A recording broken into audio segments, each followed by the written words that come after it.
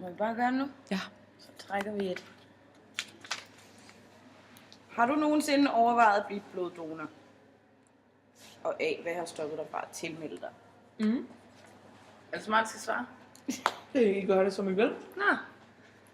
Jamen, jeg har overvejet det, og jeg har også fået sådan et bloddonor på et tidspunkt. Jeg ved bare ikke, om det er give blod eller hvad det er.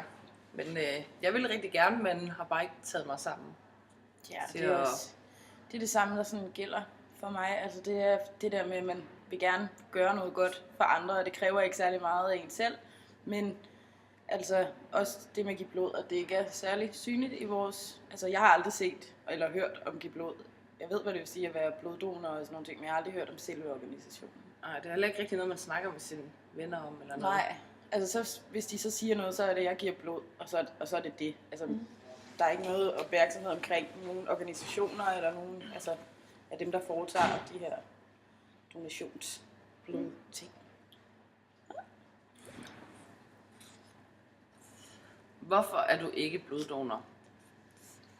Jamen, Jeg er ikke bange for nål af Overhovedet ikke bange for dovne noget. mennesker, Det er der bare ikke kan tage på det hospitalet. er dovne eller- mennesker, der Dovne. ikke kan tage på hospitaler. så Ja, noget, altså, det- man gider ikke engang tage til lægen eller et eller andet, hvis man måske er lidt forkølet. Altså, det er jo sådan noget dovenskab, og så når det er det der, det er ikke rigtig til gavn for mig selv, kan man sige. Så det er virkelig... Og det er ret selvmodsigende, fordi at man, altså, som jeg lige sagde før, det tager jo ikke særlig meget ens tid at bare lige få tappet lidt blod. Men det er bare det der med at få det gjort. Ja. Altså, Jeg tror bare, hvis man er sådan tilmeldt, hvad man skal sige, så får man vel indkaldelse eller et eller andet, så tror jeg ikke, at lige det... præcis.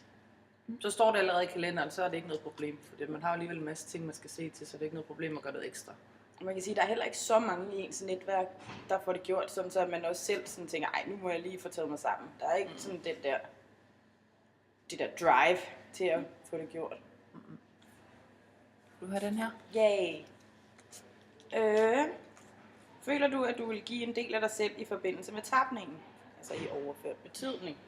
Nej, overhovedet ikke. Altså, det vil bare være at hjælpe nogen, altså med noget, man ikke selv har brug for. Ja. Det er bare at give noget blod. Ja, Så det, så det er ikke fordi, at det strider imod alle mulige etiske og moralske principper. Det er bare dårskab. kender du nogen i dit omgangskreds, som er bloddonor? Umiddelbart kender jeg kun 2. Ja, jeg ved ikke rigtig, hvem jeg ved ikke, om jeg kender nogen. Du kender 2. Hvem? Simone.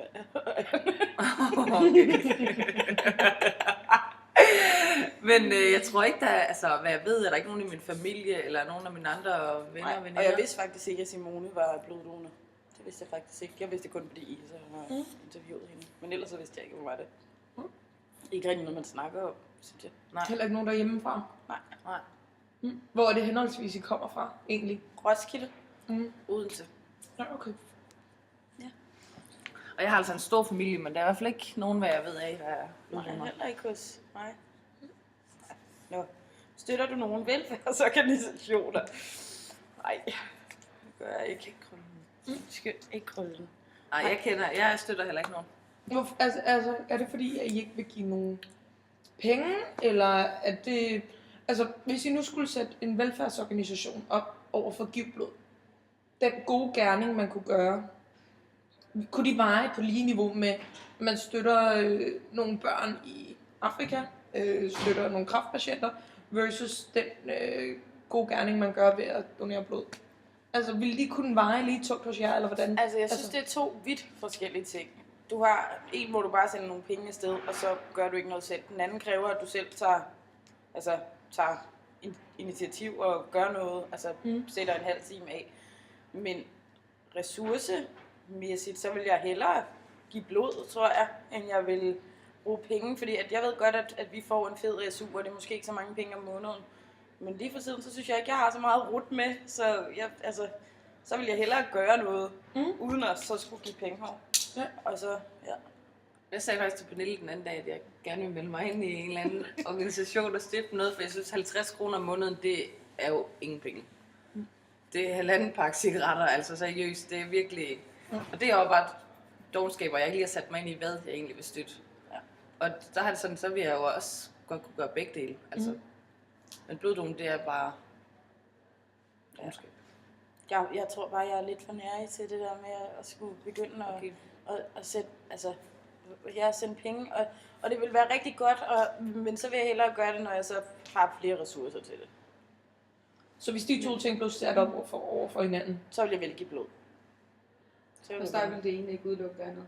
Overhovedet ikke.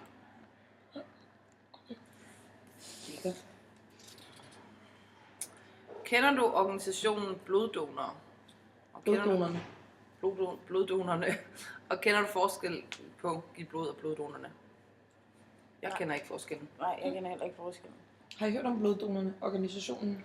Nej, altså jeg ved ikke selvfølgelig. Det kan være, at man har hørt om den, men folk har bare sagt bloddonor. Altså jeg er bloddonor, og der bliver aldrig nævnt hos hvem man er det, eller hvem, altså hvilken organisation der står for det. Så nej, ingen af dem. Heller ikke mig. Til trods for, at du kommer fra Fyn. Og hvad så? Og det er bloddonorerne, der er inde over der. Jo, lige præcis. At de er inde over alle andre steder end København. Giv blod er kun i København. Faktisk. Okay. Så ved vi det. Jo. Nå. Hvad kunne få dig til at blive bloddonor? Altså, jeg tror, det måske ville være lettere, hvis man var flere, der gjorde det.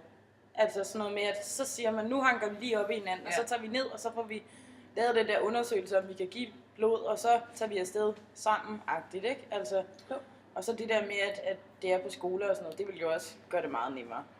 Ja, det vil også gøre det nemmere for mig at melde mig ind, hvis jeg blev oplyst om det igen. Altså fik en eller anden brochure på skolen, eller fik det tilsendt, eller der kom et eller andet op, en mail til mig eller et eller andet, så tror jeg det er mere, fordi hvis jeg bare hører det sådan lidt, det kan jeg gøre i morgen-agtigt.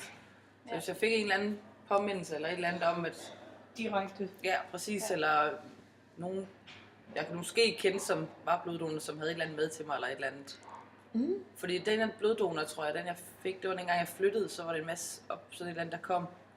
Og der synes jeg bare, der var for meget, så bliver det bare sorteret fra, og så hvis jeg fik en ny reminder, eller man skal sige, så tror jeg sagtens, jeg kunne... Ja, en reminder måske også om sådan noget med, hvilken forskel du gør. Ja, præcis. Sådan, at det står i sådan en reminder eller et eller andet, fordi så giver man blod, men er det... Altså, men I bliver slet ikke kontaktet? Altså, du bliver slet ikke kontaktet? Nej, jeg har aldrig nogensinde blevet kontaktet med sådan noget. Man får organdonor eller hele tiden, men ikke noget med bloddonor. Hvad med sådan rundt omkring? Er I stødt på nogle ting? Ja, CBS er der jo deres bloddonor stander, eller hvad det hedder, derovre, men ellers ikke, faktisk. Men der kunne de godt gøre lidt mere opmærksom på, når de havde det der. For det er som om, at det er kun dem, der henvender sig, som allerede er bloddonorer. Ja. Så kunne det jo være noget med noget flyers eller et eller andet, at man lige fik sådan en. Ja. Og de fortalte lige, hvor nemt det var. Altså lige at sætte sig der, og de var der den og den dag. Og, ja. Også fordi, at nu, når jeg ikke er bange for nåle, så er det jo ikke noget problem. Nej, jeg har heller ikke noget nåle. Så. Okay. Så går vi videre til vores online spørgsmål, som ikke er konkretiseret efter bloddonor, nødvendigvis. Men hvor meget bruger I Facebook, Twitter, Pinterest i jeres hverdag? Facebook er det eneste af de 3 ting, du nævnte, jeg bruger. Men det er jo også relativt meget, ikke? Ofte, altså et par gange om dagen. Blog, altså skriver du kommentarer, tagger der steder? Nej, altså jeg er ikke den mest aktive til de ting.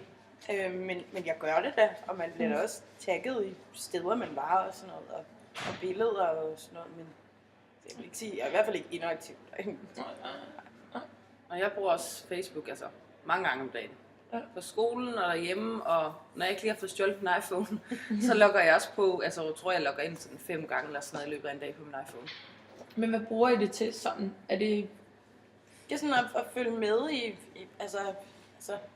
i dem, man kender, ens bekendtes og venners liv, altså se sjove links og altså alle mulige. Også bruge det til at tilmelde sig nogle, altså ikke sådan nogle store events, det bruger jeg ikke så meget til, sådan for eksempel at jeg skal på Roskilde, altså det er ikke så tit jeg gør det, men mere sådan hvis der er en, der holder en fødselsdag eller begivenheder, sådan nogle små. Ja.